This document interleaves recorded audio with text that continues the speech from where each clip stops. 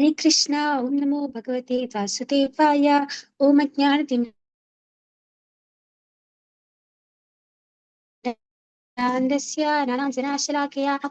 ഹരേ കൃഷ്ണ. എല്ലാവർക്കും സുഖാണെന്ന് വിശ്വസിക്കുന്നു. ഹരേ കൃഷ്ണ. അപ്പൊ നമ്മളെ ഭക്തിയിൽ, അതായത് പ്രത്യേകിച്ച് കൃഷ്ണ കോൺഷ്യസ്നസ്, നമ്മള് എല്ലാ ലോകം നോക്കുമ്പോ ഒരുപാട് ഭക്തന്മാരുണ്ടല്ലേ, പല തരത്തിലുള്ള ഭക്തന്മാരുണ്ട്. ചില ഓരോ ദൈവങ്ങളെ ആരാധിക്കുന്നത്. നമുക്ക് ഈ ലോകത്ത് വെച്ച് നോക്കുമ്പോൾ ക്രിസ്ത്യാനിറ്റി, അതായത് എന്താണ്, ക്രിസ്ത്യൻസ് ഉണ്ട്, മുസ്ലിംസ് ഉണ്ട്, അവർ അവരുടേതായിട്ടുള്ള ദൈവങ്ങളെ ആരാധിക്കാറുണ്ട്. അല്ലാതെ നമ്മൾ ഹിന്ദുവിൽ തന്നെ പലതരത്തിലുള്ള ആൾക്കാരുണ്ട്. ചിലവർ ഈ ഉള്ളവരൊക്കെ ആണെങ്കിൽ അങ്ങനെ രീതിയിൽ ആരാധിക്കാറുണ്ട്. അങ്ങനെ ഒരുപാട് തരത്തിലുള്ള ആൾക്കാർ, അതായത് ഒരുപാട് ദൈവങ്ങൾ ആ ആരാധിക്കുന്ന ആൾക്കാരുണ്ട്. പക്ഷെ അവരിൽ നിന്നൊക്കെ നമ്മളെ വ്യത്യസ്തമാക്കുന്ന കാര്യം എന്താണ്, അല്ലെങ്കിൽ അവരിൽ നിന്ന്, ആ ആൾക്കാരിൽ നിന്നും നമ്മൾ എന്താണ്, ഇപ്പൊ നോക്കുമ്പോ പുറത്തുനിന്ന് ഒരാൾ നോക്കുമ്പോ എല്ലാരും ഒന്നല്ലേ ചെയ്യുന്നത്, എല്ലാരും ദൈവത്തിനെയല്ലേ പ്രാർത്ഥിക്കുന്നത്, ദൈവം എല്ലാം ഒന്നാണ് എന്ന് പറയുന്ന ആൾക്കാരുണ്ട്. പക്ഷെ നമ്മൾ പ്രത്യേകിച്ച് കൃഷ്ണ കോൺഷ്യസ്നെസ്, അല്ലെങ്കിൽ നമ്മൾക്ക് ഇസ്കോളിലുള്ളവരെ അതിൽ നിന്നൊക്കെ വ്യത്യസ്തമാക്കുന്ന ആൾക്കാർ, നമുക്ക് ഒരുപാട് കാര്യങ്ങളുണ്ട്. കാരണം നമ്മൾ എന്തിനാണ് ഈ അവരോട് ചോദിക്കും. ഇപ്പം വേറൊരു ഭക്തി ചെയ്യുന്ന ആളോട്, അല്ലെങ്കിൽ ഇപ്പൊ വേറെ ദൈവങ്ങൾ ആരാധിക്കുന്ന ആൾക്കാരോട് നമ്മൾ പോയി ചോദിക്കാണ്, നിങ്ങൾ എന്തിനാണ് ദൈവത്തെ ആരാധിക്കുന്നത്, അല്ലെങ്കിൽ എന്തിനാണ് ഭഗവാനെ ആരാധിക്കുന്നത് എന്ന് ചോദിക്കുകയാണെങ്കിൽ അവരുടെ ഉത്തരം എന്ന് പറയുന്നത്, എനിക്ക് ഇന്ന കാര്യം, അവരുടെ ആഗ്രഹം സാധിക്കാൻ വേണ്ടിയിട്ട്, അല്ലെങ്കിൽ അവർക്ക് എന്താ പറയാ, മോക്ഷം കിട്ടാൻ വേണ്ടിയിട്ട് എന്ന് പറയും. പക്ഷെ അത് എങ്ങനെ കിട്ടും എന്ന് ചോദിച്ചാൽ അവർക്ക് അറിയത്തില്ല. എന്തോ ദൈവത്തിനോട് പ്രാർത്ഥിക്കുമ്പം തരും, അത്രേ ഉള്ളൂ. അതേപോലെ ഈ തത്വചിന്തകർ, അതായത് ചുമ്മാ എന്തെങ്കിലുമൊക്കെ ചിന്തിച്ച് എഴുതുന്ന ആൾക്കാരുടെ പുസ്തകങ്ങൾ വായിച്ചിട്ട് അതേപോലെ ചെയ്യുക, മന്ത്രവാദങ്ങൾ ചെയ്യുക, ഇതൊക്കെ ഈ സമയത്ത് സാധാരണയായി നമ്മൾ കാണുന്ന കാര്യങ്ങളാണ്. പക്ഷേ അപ്പോ ചിലവര് പുറത്തുനിന്ന് ഒരാൾ ചോദിക്കുകയാണെങ്കിൽ ഇവരായാലും അവരായാലും ഒരു കാര്യമല്ലേ, ഒന്നല്ലേ ചെയ്യുന്നത്, അവർ നമുക്ക് തമ്മിലുള്ള വ്യത്യാസം എന്താണെന്ന് ചോദിക്കും. ശരിക്കും അവരും തമ്മിൽ ഒരുപാട് വ്യത്യാസമുണ്ട്. ശരിക്കും ഒരു കൃഷ്ണ കോൺഷ്യസ് അല്ലെങ്കിൽ ഇസ്കോണിലുള്ള ആൾക്കാരും പുറമെ ഇപ്പൊ സാധാരണ ഒരു ഭക്തൻ, അല്ലെങ്കിൽ സാധാരണ ഒരു ഡെമിഗോഡിനെ എന്ത് ചെയ്യുന്ന പ്രാർത്ഥിക്കുന്ന ഒരു ഭക്തൻ തമ്മിൽ ഒരുപാട് വ്യത്യാസമുണ്ട്.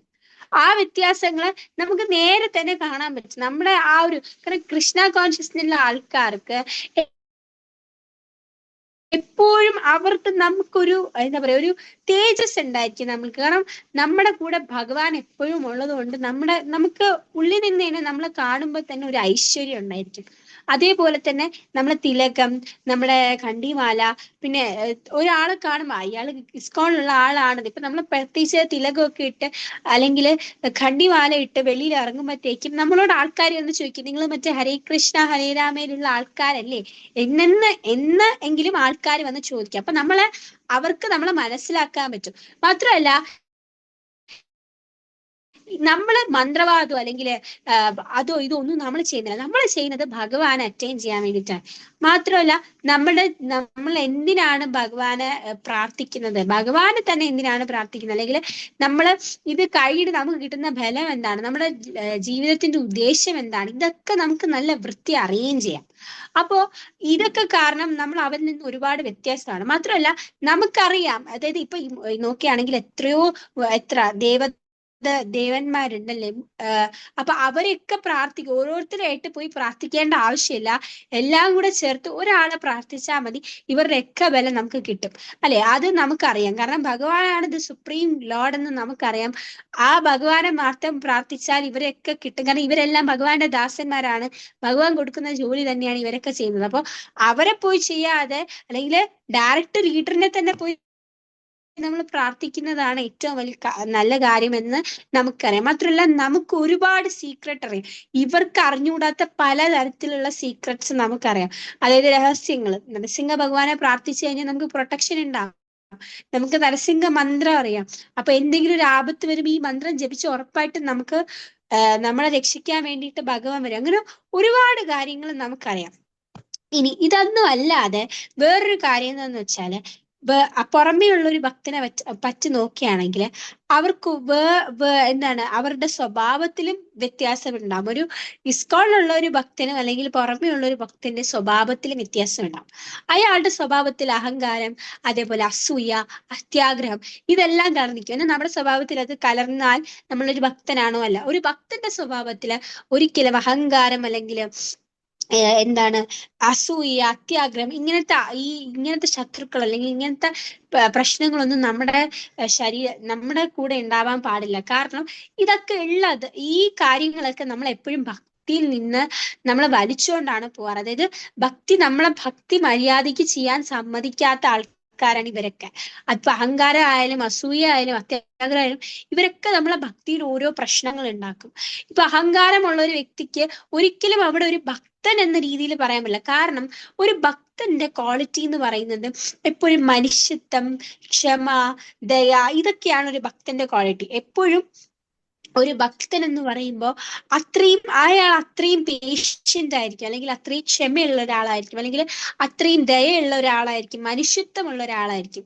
എന്നാൽ അതേ സമയത്ത് ഈ അഹങ്കാരവും അത്യാഗ്രഹവും അല്ലെങ്കിൽ അസൂയൊക്കെ വെച്ച് നടക്കുന്ന ഒരാൾക്ക് ഇതേപോലെ ആവാൻ ഒരിക്കലും പറ്റത്തില്ല. കാരണം നമുക്ക് അഹങ്കാരം ഉണ്ടെങ്കിൽ നമുക്ക് ഒരിക്കലും ഒരു ആളുടെ മുമ്പില് അല്ലെങ്കിൽ നമുക്കൊരു ഡിവോട്ടീനെ കാണുമ്പോൾ നമ്മൾക്ക് എന്താ പറയാ നമസ്കരിക്കാനും, ഒരു വലിയ ഡിവോട്ടീനെ കാണാൻ നമസ്കരിക്കാനും ഭഗവാന്റെ മുമ്പിൽ നമസ്കരിക്കാനും സർവീസ് ചെയ്യാനുള്ള ഒരു ഇതും നമുക്ക് ഉണ്ടാവില്ല. കാരണം അഹങ്കാരം വരുമ്പോ അവിടെ ഞാനാണ് എല്ലാത്തിന്റെയും സുപ്രീം, ഞാൻ പറയുന്നത് ബാക്കിയുള്ളവരൊക്കെ കേൾക്കണം എന്നുള്ള ഒരു ഓട്ടോമാറ്റിക് ആയിട്ടൊരു ചിന്ത വരും. മാത്രമല്ല ഒരു ഡിവോട്ടീസ് തമ്മിൽ ഒരിക്കലും ഈഗോ വരാൻ പാടില്ല. അതായത് അസൂയ അങ്ങോട്ട് ആ ഭക്തൻ അങ്ങനെ ചെയ്യുന്നു, ആ പ്രഭു അല്ലെങ്കിൽ ആ മാതാജി അങ്ങനെ ചെയ്യുന്നു, ഞാൻ ഇങ്ങനെ ചെയ്യുന്നു, അങ്ങനെ ഒരു ഈഗോ ഒരിക്കലും ഭക്തന്മാർ തമ്മിൽ വരത്തില്ല. അപ്പൊ ഇതൊന്നും നമ്മളെ ഇസ്കോളിലുള്ള, അതായത് ഭക്തി ചെയ്യുന്ന ആൾക്കാർക്ക് ഈ വക കാര്യങ്ങളൊന്നും ഉണ്ടാവില്ല. പകരം നമുക്കുള്ള കാര്യങ്ങളാണ് എന്താണ് മനുഷ്യത്വം, അല്ലെങ്കിൽ ദയ, അല്ലെങ്കിൽ ക്ഷമ എന്ന് പറയുന്നത് നമുക്കുള്ള കാര്യങ്ങളാണ്. ഈ മനുഷ്യത്വത്തെ പറ്റി പറയുമ്പോൾ മനുഷ്യത്വമാണ് ഏറ്റവും കൂടുതൽ ഭക്തന് വേണ്ടത്. അപ്പൊ ഭക്തൻ നമുക്ക് എങ്ങനെ ആ ഒരു ക്വാളിറ്റി നമുക്ക് ഉണ്ടാക്കിയെടുക്കാം? നമുക്ക് പാടാണ്. കാരണം നമ്മൾ കലിയുഗത്തിലാണ് ജീവിക്കുന്നത്. അതുകൊണ്ട് ഈ പറയുന്ന കാര്യങ്ങളൊക്കെ നമ്മുടെ ജീവിതത്തിൽ അപ്ലൈ ചെയ്യാൻ വളരെ പാടാണ്.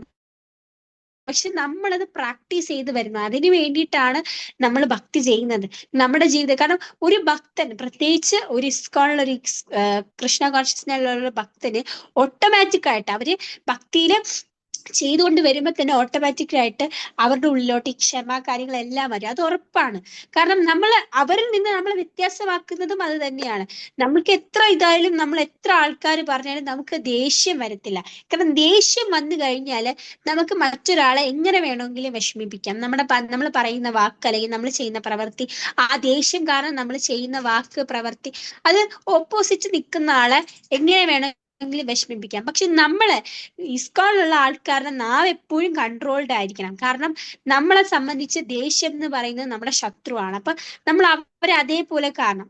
മാത്രമല്ല ഈ ക്ഷമ അല്ലെങ്കിൽ ഇത് നമ്മുടെ ജീവിതത്തിൽ നമ്മൾ എന്ത് ചെയ്യണം, പ്രാക്ടീസ് ചെയ്യണമെങ്കിൽ നമുക്ക് എന്ത് വേണം, അതായത് അതിൻ്റെതായിട്ടുള്ള രീതികൾ വേണം. ഇപ്പം നമ്മൾ സ്കൂളിൽ പോവാറുണ്ട്. സ്കൂളിൽ പോകുന്നത് ബാക്കിയുള്ള സബ്ജക്ട്സ് പഠിക്കാനാണ്. ഞാൻ ഉൾപ്പെടെ സ്കൂളിൽ പോവാറുണ്ട്. നമ്മൾ അവരായിട്ട് എന്താണ് സയൻസ്, മാത്സ്, മലയാളം, ഇംഗ്ലീഷ് ഇങ്ങനെ ഒരുപാട് സബ്ജക്റ്റുകൾ പഠിക്കാറുണ്ട്. പക്ഷെ അതെല്ലാം ആ പുസ്തക ബുക്കിലുള്ള കാര്യങ്ങളാണ് ആ ടീച്ചറെ പഠിപ്പിക്കുന്നത്. അതല്ലാതെ ആ ടീച്ചറെ പുറമേയുള്ള കാര്യങ്ങൾ പഠിപ്പിക്കുന്നില്ല. എന്നാൽ ടെക്സ്റ്റ് ബുക്കിലുള്ള കാര്യങ്ങൾ മാത്രം പഠിച്ചാൽ നമുക്ക് ലൈഫിൽ മുന്നേറാൻ പറ്റത്തില്ല. നമ്മൾ അല്ലാത്ത കാര്യങ്ങളും പഠിക്കണം. അതേപോലെ ഭക്തനായിരിക്കുമ്പോൾ ചാന്റിങ് ചെയ്തിട്ടും അല്ലെങ്കിൽ ഭഗവത്ഗീത വായിച്ചിട്ടും അല്ലെങ്കിൽ ഇത് ഭഗവാന്റെ കഥ കേട്ടിട്ടും മാത്രം നമുക്ക് മുന്നേറാൻ പറ്റത്തില്ല. കാരണം നമ്മുടെ ഉള്ളിൽ അങ്ങനത്തെ ക്വാളിറ്റീസ് ഉണ്ടെങ്കിൽ മാത്രമേ നമുക്ക് ഭക്തിയിൽ മുന്നേറാൻ കാണും. കാരണം എന്താന്ന് വെച്ചാൽ ഭഗവാന്റെ നാമം ആർക്ക് വേണമെങ്കിലും ജപിക്കാം. ഈ ലോകത്തുള്ള ആർക്ക് വേണമെങ്കിലും ചുമ്മാ വേണമെങ്കിലും ഭഗവാന്റെ നാമം എപ്പോ വേണമെങ്കിലും ജപിക്കാം. കാരണം അത്രയ്ക്ക് എളുപ്പം, അല്ലെങ്കിൽ അത്രയ്ക്ക് ഭഗവാൻ നമുക്ക് തന്ന ഒരു എന്താ പറയാ ഒരു അമൃതമാണ് ഭഗവാന്റെ നാമം. അത് നമുക്ക് എപ്പോ വേണമെങ്കിലും ജപിക്കാം. അതേപോലെ ശ്ലോകങ്ങൾ, നമ്മൾക്ക് ഭഗവാന് വേണ്ടിയിട്ടാണ് നമ്മൾ ശ്ലോകങ്ങളൊക്കെ വായിക്കുന്നത്. എന്നാൽ ഭഗവാൻ ഈ ശ്ലോകങ്ങളൊന്നും അറിഞ്ഞുകൂടാത്തോണ്ടാണോ നമ്മൾ വായിക്കുന്നത്? അല്ല, ഭഗവാൻ അതിന്റെയും ഇരട്ടി നമ്മൾ വായിക്കുന്നതെല്ലാം ആരാണ് പറഞ്ഞത്? ഭഗവാൻ തന്നെ പറഞ്ഞ കാര്യങ്ങളാണ്. അപ്പൊ അതുകൊണ്ട് ഭഗവാന്റെ ശ്ലോകങ്ങളെല്ലാം അറിയാം. നമുക്കും നമ്മളത് വായിക്കുന്നത് നമുക്ക് വേണ്ടിയിട്ടാണ്. ഓരോ ശ്ലോകത്തിലും പറഞ്ഞിരിക്കുന്ന കാര്യങ്ങള് നമ്മുടെ ജീവിതത്തിലോട്ട് നമ്മൾ അപ്ലൈ ചെയ്യാൻ വേണ്ടിയിട്ടാണ് നമ്മൾ ആ ശ്ലോകങ്ങൾ വായിക്കുന്നത്. മാത്രമല്ല ഭഗവാന്റെ കഥകൾ കേൾക്കുന്നത്. ഭഗവാന്റെ കഥകൾ കേട്ടിട്ട് ഭക്തിയിൽ മുന്നേറാൻ പറ്റും. അതായത് ഭഗവാന്റെ കഥകൾ കേട്ടാൽ ഭഗവാൻ നമുക്ക് ഇത് തരും, അങ്ങനെയല്ല. ഭഗവാന്റെ കഥകൾ ഭഗവാനും അറിയാം. അത് നമ്മൾ കേൾക്കുന്നത് നമ്മൾ അത്രയും നമുക്ക് നമ്മുടെ മനസ്സിലെ മാലിന്യങ്ങളെല്ലാം മാറ്റാൻ വേണ്ടിയിട്ടാണ്. അപ്പോ ഭക്തിയിലെന്ന് പറയുമ്പം ചാന്റിങ് ചെയ്തുകൊണ്ടോ അല്ലെങ്കിൽ ഭഗവത്ഗീത വായിച്ചുകൊണ്ടോ അല്ലെങ്കിൽ ഭഗവാന്റെ കഥകൾ കേട്ടത് കൊണ്ടോ മാത്രമായില്ല. നമ്മള് ഭക്തിയിൽ മുന്നേറണമെങ്കിൽ നമ്മളുടെ ജീവിതത്തിൽ നിന്ന്, അതായത് ഈ അഹങ്കാരം, അസൂയ, ഇവരെയൊക്കെ നമ്മൾ മാറ്റണം. നമ്മൾ ഒരു പരിശുദ്ധ ഭക്തൻ എന്ന് പറയുമ്പോൾ അവർക്ക് ചാന്റിങ് അല്ലെങ്കിൽ ഭഗവത്ഗീത ഇതൊക്കെ വളരെ ഇമ്പോർട്ടന്റ് ആയിട്ടുള്ള കാര്യം. പക്ഷെ ഇത് മാത്രം പോരാ, അയാളുടെ സ്വഭാവം അല്ലെങ്കിൽ അയാളുടെ ജീവിതത്തിൽ എങ്ങനെയാണോ കാണിക്കുന്നത് അതും വളരെ ഇമ്പോർട്ടന്റ് ആയിട്ടുള്ള കാര്യമാണ്. എന്നാൽ നമ്മൾ ഒരാളോട് സംസാരിക്കുന്ന രീതി അല്ലെങ്കിൽ നമ്മൾ ഒരാളോട് കാണിക്കുന്ന രീതികളൊക്കെ ഇമ്പോർട്ടന്റ് ആണ്. ഇപ്പം മഹാപ്രഭു പറയുന്നുണ്ട്, ത്രിനാനബി സുരിശേന എന്ന് പറയുന്നുണ്ട്. അതായത് ഒരു തൃണത്തെ പോലെ നമ്മൾ അത്രയും ക്ഷമാശീലനായിരിക്കണം. കാരണം തൃണത്തിന്റെ കാര്യം എന്താന്ന് വെച്ചാൽ, അതായത് ഒരു പുല്ലിന്റെ ഇതെന്താന്ന് വെച്ചാല് എത്ര ആൾക്കാർ ചവിട്ടിയാലും അത് തിരിച്ച് അതേപോലെ തന്നെ വന്ന് നിൽക്കും. എത്ര ആൾക്കാർ. എന്താ അതിന്റെ വേറൊരു പ്രത്യേകത എന്ന് വെച്ചാൽ, അതിനെയാണ് പശു കഴിക്കുന്നത്. ആ പശുവിന്റെ പാൽ തന്നെയാണ് നമ്മൾ എല്ലാവരും കുടിക്കുന്നത്. പാല് കുടിച്ചാണ് നമ്മൾ ജീവിതം നിലനിർത്തുന്നത്. അപ്പം നമ്മൾ ഈ ചവിട്ടി പോകുന്ന സാധനം തന്നെയാണ് നമ്മൾ എന്ത് ചെയ്യുന്നത്, നമ്മുടെ ലൈഫ് നിലനിർത്താൻ വേണ്ടി നമ്മൾ ഉപയോഗിക്കുന്നത്. അപ്പൊ പുല്ലിന് അത്രയും വിലയുണ്ട്. നമ്മൾ പുല്ലിന് ഒരു ചെറിയ വില പോലും കൊടുക്കാറില്ല. ഇപ്പൊ ഒരു വലിയ ആന ചവിട്ടിക്കൊണ്ട് പോയാലും ഒരു കുഞ്ഞു കുട്ടി ചവിട്ടിക്കൊണ്ട് പോയാലും ആ പുല്ലിനൊന്നും പറ്റാറില്ല. എന്നാൽ അതേ പുല്ല് നമ്മുടെ ജീവിതം നിലനിർത്താൻ വേണ്ടിയിട്ട് നമ്മൾ ഉപയോഗിക്കുന്നുണ്ട്. അപ്പൊ ആ പുല്ലിന്റെ മഹത്വം എന്താ? അപ്പം അതേപോലെ ഒരു ഭക്തൻ എപ്പോഴും ക്ഷമാശീലനായിരിക്കുന്ന ഒരു ഭക്തൻ, അല്ലെങ്കിൽ മറ്റുള്ളവരോട് കരുണയുള്ള ഒരു ഭക്തൻ. നമ്മൾ ഇസ്കോൺ ഡിവോട്ടീസ് അല്ലെങ്കിൽ വലിയ വലിയ പ്രഭുക്കന്മാരുടെ ഒക്കെ ഇതെടുത്തു കഴിഞ്ഞാല് നമുക്ക് അവരുടെ ജീവിതത്തിൽ ആ ഒരു കരുണ അല്ലെങ്കിൽ ആ ക്ഷമ നമുക്ക് കാണാൻ പറ്റും. ഇപ്പൊ ശിലാ പ്രഭുപാദാണെങ്കിൽ പ്രഭുപാദ് അത്രയും മനുഷ്യത്വം ഉള്ളത് കൊണ്ടാണ് ഇപ്പൊ നമ്മൾ ഇങ്ങനെ ഇരിക്കുന്നത്. പ്രഭുപാദിന് വേണമെങ്കിൽ എനിക്ക് കിട്ടി ഇത്രയും വലിയൊരു സംഭവം, ഞാൻ എന്തിനാണ് ബാക്കിയുള്ളവരടുത്ത് പറഞ്ഞു കൊടുക്കുന്നത് എന്ന് പറഞ്ഞിട്ട് പ്രഭുപാദിന് പോകരുത്. പക്ഷെ പ്രഭുപാദ് എന്താണ് ചെയ്തതെന്ന് വെച്ചാൽ, ആദ്യം പോയി അമേരിക്കയിൽ പോയി പ്രീച്ച് ചെയ്തത് ഹിപ്പികളെയാണ്. ഹിപ്പികളെ പ്രീച്ച് ചെയ്യാന്ന് പറയുന്നത് അത്ര എളുപ്പമുള്ള കാര്യങ്ങളാണ്. കാരണം ഹിപ്പികളെന്ന് പറയുമ്പോഴത്തേക്കും ആ സമയത്ത് എന്താ പറയാ, ഡ്രഗ്സും കാര്യങ്ങളൊക്കെ ഉപയോഗിച്ച് അങ്ങോട്ടും ഇങ്ങോട്ടും നടക്കുന്ന ആൾക്കാരാണ്. അപ്പൊ അവരെ പോയാണ് പ്രഭുപാദ് ആദ്യം പോയി പ്രീച്ച് ചെയ്തത്. അപ്പൊ അത്രയും ക്ഷമയുള്ളത് കൊണ്ടാണ്. കാരണം അവരാദ്യം പ്രഭുപാദിനെ പറയാനുള്ളതൊക്കെ പറഞ്ഞു, പ്രഭുപാദിനെ എന്താ പറയുക അപമാനിച്ചു. പക്ഷെ പ്രഭുപാദ് ഒന്നും നോക്കിയില്ല. പ്രഭുപാദ് എങ്ങനെയെങ്കിലും അവരെ ഭക്തിയിലോട്ട് എത്തിക്കണം എന്നുള്ള ഒരു ഇത് മാത്രമേ പ്രഭുപാദിനുണ്ട്. അപ്പൊ അത്രയും ക്ഷമയുള്ളത് കൊണ്ടാണ് പ്രഭുപാദ് എന്ത് ചെയ്തത്, ഇന്ന് ഈ ലോകമെമ്പാടും കൃഷ്ണ കോൺഷ്യസ്നസ് പ്രഭുപാദിന് കൊണ്ടുവരാൻ പറ്റിയതും അതുകൊണ്ടാണ്. അതേ ക്ഷമ തന്നെ നമുക്കും വേണം. മാത്രമല്ല നമ്മൾ അത് നമ്മുടെ ജീവിതത്തിൽ ഉണ്ടാക്കി എടുക്കുകയും വേണം. അപ്പൊ ഈ ശിലാ പ്രഭുപാദിനെ പോലെ അല്ലെങ്കിൽ വലിയ വലിയ ഭക്തന്മാർ, നമ്മൾ ഇസ്കോൺ ഗോസ്വാമിമാരായാലും ഭക്തന്മാരായാലും അവരുടെ ഉള്ളിൽ ആ ക്ഷമ കാരണം തന്നെയാണ് അവരെ ബാക്കിയുള്ളവരിൽ നിന്നും വ്യത്യസ്തമാക്കുന്നത്. കാരണം ബാക്കിയുള്ള ഒരുപാട് ഭക്തന്മാരെ നമ്മൾ കാണാറുണ്ട്, അവർക്കൊക്കെ ക്ഷമയുണ്ടോ എന്ന് നോക്കിയില്ല. അവരുടെ ജീവിതത്തിൽ ക്ഷമ അല്ലെങ്കിൽ മനുഷ്യത്വം അല്ലെങ്കിൽ ഇതൊന്നും ഉണ്ടോ നോക്കിയില്ല. അവർക്ക് എന്താണ്, അവര് ഭക്തന്മാരാണ്, പ്രാർത്ഥിക്കാറുണ്ട്, ആ ഒരു കാര്യം മാത്രമേ അവർക്കുള്ളൂ. പക്ഷെ നമ്മളെ സംബന്ധിച്ച് നമ്മളെ ഭക്തിയോടുകൂടി നമ്മൾ ഒരുപാട് ജീവിതത്തിന്റെ ഒരുപാട് വാല്യൂസും കൂടെ നമ്മുടെ കൂടെ കൊണ്ടുപോകണം. ഭഗവാനും അത് തന്നെയാണ് വേണ്ടത്. ഭഗവാനും ചാന്റിങ്ങും ഭഗവത്ഗീതയും ഇതിനോടൊപ്പം നമ്മുടെ ആ ഒരു ക്വാളിറ്റീസും ഭഗവാൻ ആവശ്യമാണ്. ചൈതന്യ മഹാപ്രഭു ഈ അവതരിച്ച സമയത്ത് മഹാപ്രഭുവിനെ പോലെ ഇത്രയും ക്ഷമയുണ്ടായിരുന്ന ഒരാളില്ലായിരുന്നു. മഹാപ്രഭു ആ ദേഷ്യം വന്ന സമയത്ത്, അതായത് ജഗായ് മതായുടെ ആ ഒരു സമയത്ത് സുദർശന ചക്രം എടുക്കാൻ വേണ്ടി പോയപ്പോ നിത്യാനന്ദ പ്രഭു പറഞ്ഞപ്പോ നിത്യാനന്ദ പ്രഭുവിന്റെ ക്ഷമയും അവിടെ കാണുന്നു. കാരണം നിത്യാനന്ദ പ്രഭുവിന് നെറ്റിയിൽ ഏറാണ് കിട്ടിയത്. നമ്മളാണെങ്കിൽ ഒരാൾ നമ്മൾ ചുമ്മാ ജസ്റ്റ് പോകുമ്പോ ജസ്റ്റ് ഒന്ന് തട്ടിയാൽ പോലും, അറിയാതെ തട്ടിയാൽ പോലും നമ്മൾ പ്രതികരിക്കും. പക്ഷെ അവര് തിരിച്ച് തട്ടിയിട്ടേ നമ്മളെ പോലെ, അല്ലെങ്കിൽ ചെറുതായിട്ട് ഒരാൾ നമ്മളെ കളിച്ചടിച്ചാൽ നമ്മളെ തിരിച്ചടിക്കും. എന്നാൽ നിത്യാനന്ദ പ്രഭുവിന്റെ നെറ്റിയിൽ ഇത്രയും വലിയൊരു കഷ്ണം മനഃപൂർവ്വം എറിഞ്ഞിട്ടും അദ്ദേഹം എന്ത് ചെയ്തില്ല, പ്രതികരിച്ചില്ല. അപ്പൊ അദ്ദേഹത്തിന്റെ ആ ഒരു ക്ഷമ, ആ ഒരു ഭക്തന്റെ ക്വാളിറ്റി, അതാണ് നമ്മൾ അവിടെ നോക്കേണ്ടത്. മഹാപ്രഭുവിനും ക്ഷമയുള്ള ആൾക്കാർ അല്ലെങ്കിൽ മനുഷ്യത്വമുള്ള ആൾക്കാരെയാണ് ഏറ്റവും കൂടുതൽ ഇഷ്ടം. മഹാപ്രഭു ഈ ഒരുപാട് ആൾക്കാർ, അതായത് ആ ഒരു സമയത്ത് ഒരുപാട് ആൾക്കാരെ വൃന്ദാവനത്തിൽ വെച്ചിട്ടും പുരിയിൽ വെച്ചിട്ടൊക്കെ ഒരുപാട് ആൾക്കാരെ കണ്ടു. എന്നാൽ ഇവരെയൊക്കെ കാളും മഹാപ്രഭുവിന്റെ മനസ്സ് കീഴടക്കിയ ഒരാളുണ്ടായിരുന്നു, അല്ലെങ്കിൽ മഹാപ്രഭുവിന് ഏറ്റവും ഇഷ്ടപ്പെട്ട ഒരാളുണ്ടായിരുന്നു. അതാണ് ജഗന്നാഥ് പുരിയുടെ മഹാരാജാവായ പ്രതാപുത്ര മഹാരാജാവ്. കാരണം പ്രതാപുത്ര മഹാരാജാവ് അദ്ദേഹം ഒരു രാജാവാണ്. പക്ഷെ അദ്ദേഹത്തിന്റെ ആ ഒരു എന്താ പറയാ, ആ ഒരു ക്വാളിറ്റി അത് മഹാപ്രഭുവിന് ഒരുപാട് ഇഷ്ടപ്പെട്ട കാര്യമാണ്. കാരണം ഒരുപാട് രാജാക്കന്മാർ അല്ലെങ്കിൽ ഒരുപാട് ആൾക്കാരെ മഹാപ്രഭു ഈ കണ്ടിട്ടുണ്ട്. പക്ഷെ പ്രതാപുത്ര മഹാരാജാവിനെയാണ് മഹാപ്രഭുവിനെ അതിൽ വെച്ച് ഏറ്റവും ഇഷ്ടം. കാരണം മഹാപ്രഭുവിന്റെ ഹൃദയം കീഴടക്കിയ ഒരാള് പ്രതാപുത്ര മഹാരാജാവാണ്. ഇപ്പൊ ഈ പ്രതാപുത്ര മഹാരാജ് കാരണം എന്താന്ന് വെച്ചാല് ഇദ്ദേഹം ഒരു രാജാവാണ്. മഹാപ്രഭു ഒരിക്കലും ഇദ്ദേഹത്തിനെ കാണാൻ കൂട്ടാക്കിയിരുന്നില്ല. കാരണം ഇദ്ദേഹം ഒരു രാജാവായതുകൊണ്ട് ഒരിക്കലും ഇദ്ദേഹത്തിനെ കാണാൻ മഹാപ്രഭു കൂട്ടാക്കിയില്ല. കാരണം ഒരു സന്യാസിയെ സംബന്ധിച്ച് രാജാവ് എന്ന് പറയുമ്പോൾ ഭൗതികമായിട്ടുള്ള രീതിയിൽ നിൽക്കുന്ന ഒരാളാണ്. അതുകൊണ്ട് തന്നെ സന്യാസിക്ക് ഒരിക്കലും എന്താണ് അവര് മിണ്ടാൻ പാടില്ലാത്ത ഒരാളെന്നാണ് മഹാപ്രഭു വിചാരിച്ചിരുന്നത്. അതുകൊണ്ട് മഹാപ്രഭു ഈ രാജാവിനെ കാണാൻ കൂട്ടാക്കില്ല. എന്നാൽ പുരിയിലുള്ള ബാക്കി എല്ലാവരെയും കാണാൻ മഹാപ്രഭു കൂട്ടാക്കി. അപ്പൊ ഓരോരുത്തരായിട്ട്, അതായത് ജനങ്ങള് മാത്രമല്ല നിത്യാനന്ദ പ്രഭു വരെ ഈ രാജാവിനെ പറ്റി പറഞ്ഞെങ്കിലും മഹാപ്രഭു ഈ രാജാവിനെ കാണാൻ കൂട്ടാക്കിയില്ല. കാരണം മഹാപ്രഭു പറഞ്ഞത് ഇദ്ദേഹം ഒരു രാജാവാണ്, ഇദ്ദേഹം എത്ര വലിയ ഭക്തനായാലും ഇദ്ദേഹം ഒരു രാജാവാണ്, ഇദ്ദേഹത്തിന് ഉറപ്പായിട്ടും ഭൗതികമായിട്ടുള്ള കാര്യങ്ങളുമായിട്ടാണ് കൂടുതൽ താല്പര്യം. അതുകൊണ്ട് ഞാൻ ഒരു സന്യാസിയെ സംബന്ധിച്ച് രാജാവിനെ കാണുന്നത് നല്ലതല്ല എന്ന് മഹാപ്രഭു പറഞ്ഞു. പക്ഷെ ഈ രാജാവ് ഇദ്ദേഹം വളരെ വലിയ പ്രതാപുത്ര മഹാരാജാവ് ഭയങ്കര വലിയ ഭക്തനാണ്. അദ്ദേഹത്തിന് ഭഗവാനെ എങ്ങനെയും കണ്ടേ പറ്റൂ. ചൈതന്യ മഹാപ്രഭുവിന്റെ ആ ഒരു ഇത് കാരണം അദ്ദേഹം ഒരുപാട് ആൾക്കാർ, ഒരുപാട് സന്യാസിമാരെ, ഒരുപാട് ഭക്തന്മാരെ കണ്ടിട്ടുണ്ട്. എന്നാൽ അവരിൽ നിന്നുമൊക്കെ വ്യത്യസ്തരായിട്ടുള്ള ആൾക്കാർ, അല്ലെങ്കിൽ വ്യത്യസ്തമായിട്ടുള്ള ഒരു ചൈതന്യം, അതാണ് എവിടെ നിന്ന് കണ്ടത്? മഹാപ്രഭുവിന്റെ അവിടെ നിന്ന് അദ്ദേഹം കണ്ടത്. അതുകൊണ്ട് അദ്ദേഹത്തിന്റെ മഹാപ്രഭുവിനെ കാണണമെന്ന് ഭയങ്കര ആഗ്രഹമായിരുന്നു. എന്നാൽ മഹാപ്രഭു ആണെങ്കിൽ ഇദ്ദേഹത്തിനെ കാണാൻ കൂട്ടാക്കിയില്ല. അപ്പോ ജഗന്നാഥ് പുരിന്റെ ആ ഒരു സമയത്ത്, അതായത് രഥം വലിക്കുന്ന സമയത്ത് അത്രയും വലിയ രാജ്യത്തിന്റെ രാജാവാണ് വന്ന് ഭഗവാന്റെ രഥത്തിന്റെ മുമ്പിൽ എന്ത് ചെയ്തത്? തൂത്തുകൊടുത്തത്. ആ രഥം പോവാൻ വേണ്ടിയിട്ട് അവിടുത്തെ വഴിക്കൊക്കെ മറ്റു അത്രയും വലിയ രാജാവാണ്.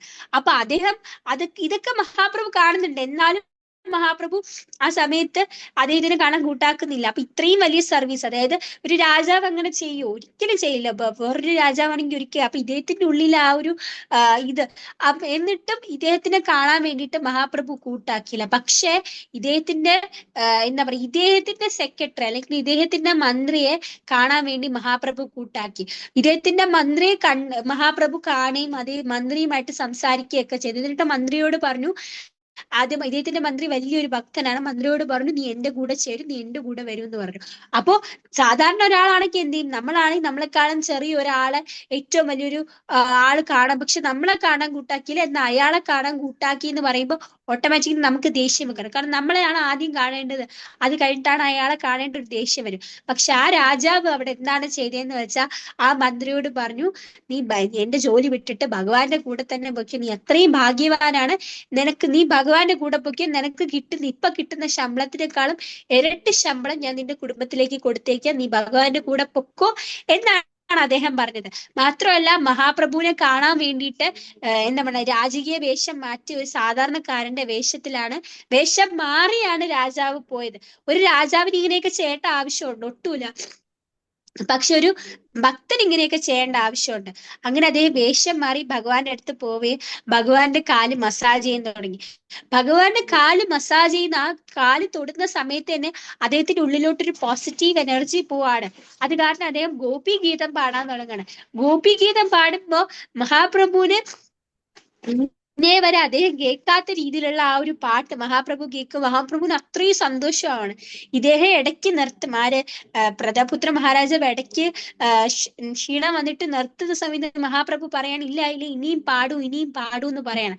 അത് കഴിഞ്ഞ് പാടിക്കഴിഞ്ഞിട്ട് മഹാപ്രഭു അങ്ങോട്ട് പോയി ആലിംഗനം ചെയ്തിട്ട് പറയാണ്, എന്റെ കയ്യിൽ നിനക്ക് തരാൻ ഒന്നുമില്ല, അതുകൊണ്ട് നീ എന്നെ തന്നെ എടുത്തോ, അതുകൊണ്ടാണ് ഞാൻ നിനക്ക് എന്നെ തന്നെ തരാണ് എന്ന് മഹാപ്രഭു ആ ഭക്തനോട് പറയണം. അപ്പൊ അത്രയും ആ ഭക്തൻ കാണിച്ച ക്ഷമ, അല്ലെങ്കിൽ ആ ഭക്തൻ കാണിച്ച ആ ഒരു ക്വാളിറ്റിയാണ് ഭഗവാൻ അവിടെ നോക്കിയത്. ബാക്കിയൊന്നും ഭഗവാൻ അവിടെ നോക്കില്ല. അദ്ദേഹം വലിയ ഭക്തനാണ്, അത് ഭഗവാനും അറിയാം.